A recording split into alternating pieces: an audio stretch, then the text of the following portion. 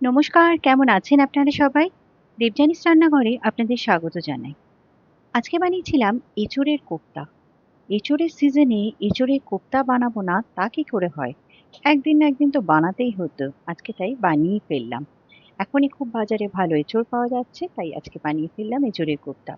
কিভাবে আমি এঁচোড়ের কোপ্তা বানিয়েছি সেটা আপনাদের সাথে শেয়ার করলাম। আপনারা কি এভাবেই বানান কি অন্যভাবে বানান সেটাও আমাকে জানাতে কিন্তু ভুলবেন না। রেসিপিটা শেয়ার করলাম, ভালো লাগলে অবশ্যই আমার চ্যানেলটাকে ফলো করবেন, একটা লাইক শেয়ার সাবস্ক্রাইব করতে কিন্তু ভুলবেন না। এখানে আমি এঁচোড়টাকে নুন, হলুদ আর সর্ষের তেল দিয়ে একদম খুব ভালো করে সেদ্ধ করে নিয়েছি। আর এখানে আমি ডাল, মটর ডাল একটু ভিজিয়ে রেখেছিলাম, সেটাকেও ভালো করে বেটে নিয়েছি শুধু কাঁচা লঙ্কা দিয়ে। আর নিয়ে নিয়েছি কিছুটা পনির। এবার যেভাবে ডালের বড়ার জন্য আমরা ডালটাকে ফেটিয়ে নিই, এই ডালটাকেও একটু সেভাবে একটু ফেটিয়ে নেব। এখানে ডালটা ফেটানো হয়ে গেছে। এবার এঁচোড়টাকেও এভাবে হাত দিয়ে চেপে চেপে একদম মিহি করে নেব। এঁচোড়টাও মিহি হয়ে গেছে। এরই মধ্যে আমি দিয়ে দিচ্ছি ডালটাকে আর দিয়ে দিচ্ছি পনিরটাকে গ্রেট করে। এখানে পনিরটা গ্রেট করা হয়ে গেছে। এবার এর মধ্যে দিয়ে দিচ্ছি পরিমাণ মতো নুন, দিয়ে দিচ্ছি একটু চিনির গুঁড়ো, কাশ্মীরি লঙ্কার গুঁড়ো, একটু গরম মশলার গুঁড়ো, আদা বাটা, দিয়ে দিচ্ছি একটু কাঁচা লঙ্কা,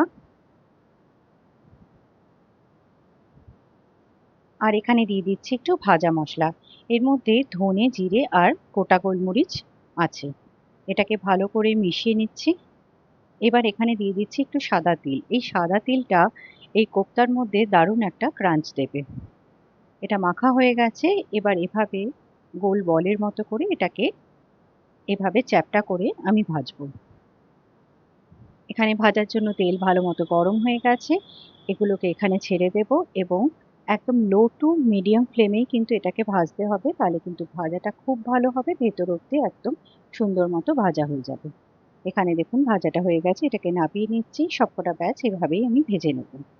বড়াগুলো ভাজা হতে হতে এখানে মিক্সিং জারের মধ্যে দিয়ে দিচ্ছি এক মুঠো চারমগজ, ১ টেবিল স্পুন গোটা ধনে, ১ টেবিল স্পুন গোটা জিরে। এটাকে আমি একটু গুঁড়ো করে নিয়েছি। এরই মধ্যে দিয়ে দিচ্ছি আমি ৩টে ছোট সাইজের টমেটো, কাঁচা লঙ্কা ২টো, আদা বাটা আর কিছুটা জল দিয়ে এটারও একটা পেস্ট বানিয়ে নেব। এটা রেডি হয়ে গেছে। এখানে বড়াগুলোও ভাজা হয়ে গেছে। এবার তেলের মধ্যে দিয়ে দিচ্ছি দারচিনি, ছোট এলাচ, তেজপাতা, গোটা জিরে। এটা ভাজা হয়ে গেলে যে পেস্টটা বানিয়েছিলাম সেটা এখানে দিয়ে দিচ্ছি। মিক্সিং জারটা ধুয়ে একটু জল দিয়ে দিলাম। দিয়ে দিচ্ছি সামান্য একটু হলুদ গুঁড়ো, কাশ্মীরি লঙ্কার গুঁড়ো, পরিমাণ মতো নুন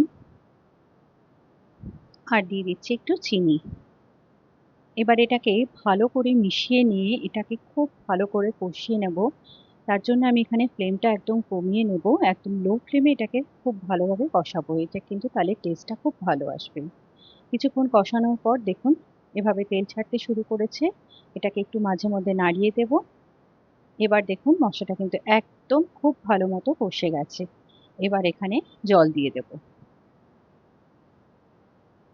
এখানে পরিমাণ মতো জল দিয়ে দিচ্ছি।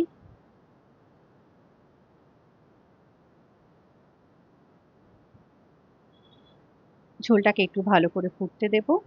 এটা ফুটে উঠলে এখানে দিয়ে দিলাম ১ চামচ ঘি আর একটু গরম মশলার গুঁড়ো। এবার এটাকে ভালো করে মিশিয়ে নিয়ে এখানে সব কোপ্তাগুলো ছেড়ে দিচ্ছি। এটাকে একটুখানি ঢেকে এটাকে ফুটিয়ে নেব মিনিট ২-৩ এর জন্য। খুব বেশি এটাকে নাড়াচাড়াও করবেন না, কিংবা এটাকে বেশিক্ষণ ফোটালেও কিন্তু এটা ভেঙে যেতে পারে। এটাকে আমি মিনিট ২-৩ এর জন্য ঢেকে দিয়েছিলাম।